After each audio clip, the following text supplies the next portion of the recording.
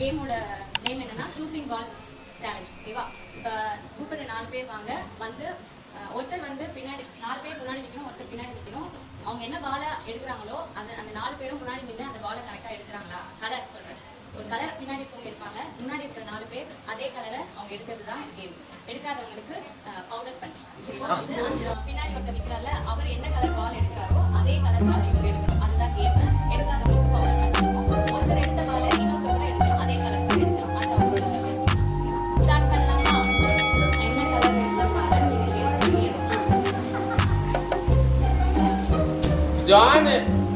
John yellow எடுத்திருக்காப்ல. இதுல yellow யார் எடுத்திருக்காருன்னா இவருதான். 2 பேர் தப்பு எடுத்துட்டாங்க, அதனால பஞ்சி.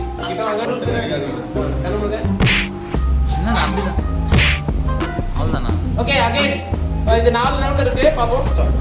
ரவுண்ட் 2. சூப்பர்.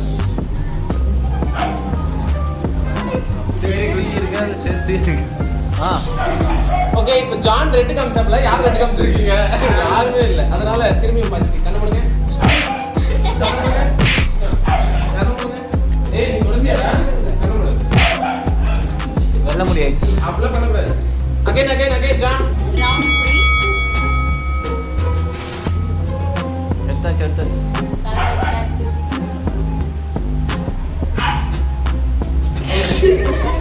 ஓகே, ஜான் இப்போ எல்லோ எடுத்தாப்ல. இவங்க யாரும் எல்லோ எடுக்கல, அதனால திருப்பி பஞ்சி. கண்டுபிடிங்க. ஏய், தொடர்ந்து ஏன்னா உங்களுக்கு டெய்லி தாடிக்கு ரவுண்ட் 4.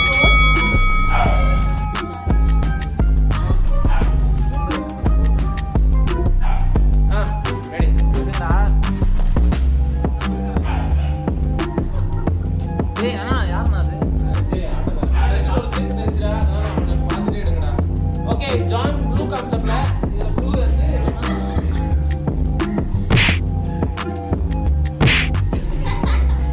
ரவுண்ட் 5.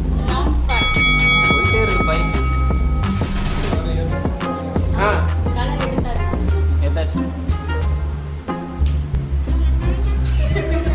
என்ன கலர் காமிச்சா? ஜான் காமிச்சது கிரீனு.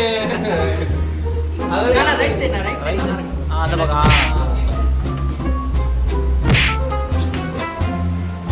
ஓகே, 5 ரவுண்ட்ல 2 ரவுண்ட் வின் பண்ணிருக்காங்க பிரஜித். இந்த கேமோட வின்னர்